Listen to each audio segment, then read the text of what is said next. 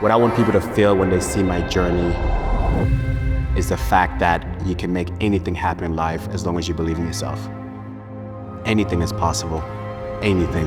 In the track we have Akwasi Frimpong sliding for Ghana. Akwasi Frimpong. And here comes Akwasi Frimpong. Frimpong is set to retire after the season, so this is his last chance to qualify. The only question is, can he do it?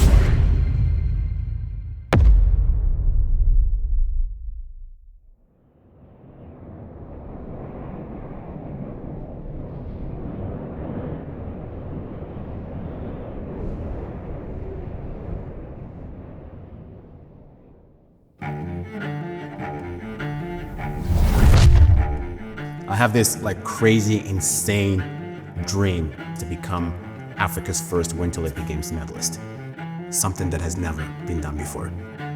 We are now at the Base and Rec Center here in Park City, Utah. Today we're gonna focus on a little bit more on my speed, so we're gonna do some resistance sprints. So my name is Zach Lund. I'm a former Olympian in the sport of skeleton for Team USA. I was coaching Team USA and I met Akwasi. Just got to know him by talking to him, and I was like, wow, I like this guy. I want to help this guy. He was supposed to be done after 2018, and then he went to 2022, but then he got COVID, and he's like, nah, I gotta go one more time. There's a lot on the line for Akwasi with this last go at the games. You know, when I saw him in 2018, I thought that was his last games, and he decided to go another 4 years. He really wants to go and prove himself and actually compete this time and show people that he's not just there because he's the only African from his continent, that he's actually there and he can compete. There's something about the sport when you have something still in the tank, so to speak, or a stone left unturned, it just pulls you back in.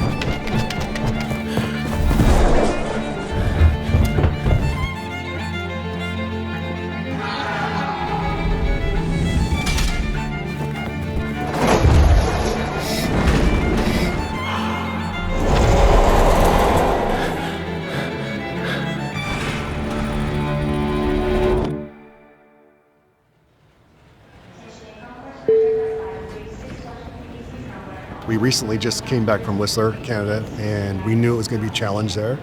And the results weren't quite where we would wanted it. Just done with racing in Whistler, did not go so well. Yeah, I wish there was about 30 men racing from a lot of different nations.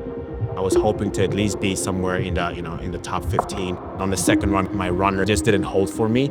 I made some errors as well. Starting to fall back, he's now only 2/10 ahead of the pace. How far is he gonna drop in the standings as he now comes through? In Park City this week, placing well and doing well is super important. It sets me up for the rest of the qualification season. This is a really big week for us. These results and these races are going to be huge. Based on what we did in Whistler, we're coming into Park City hoping for at least the top 10 finish. You know, there's a little bit of pressure. We don't want to think about pressure because pressure is a killer of excellence.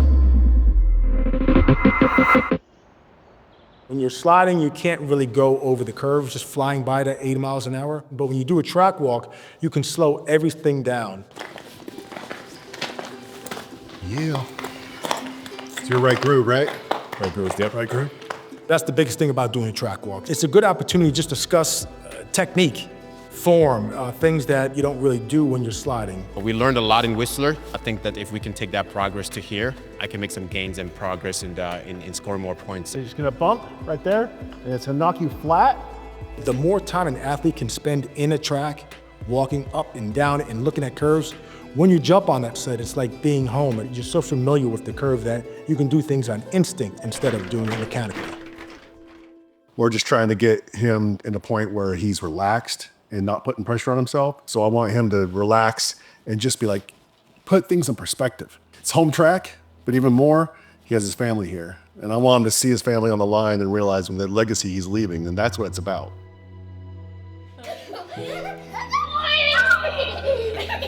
When I go back home from a long season or anything like that, just seeing my daughters being so happy that I'm there is very special. And when he comes in the door, they just scream and yell and go jump on him, and it's a lot of fun. Claus as a dad is amazing. He's hilarious and really good at being teasy with them and getting on the floor and playing with them. They give me life, and they keep me humble and grounded as well, and I think that's super important. I have the greatest wife. Erica's just been so good to me. And she just sacrificed so much for our family. My family's my rock, is my everything. I'm so grateful to have them.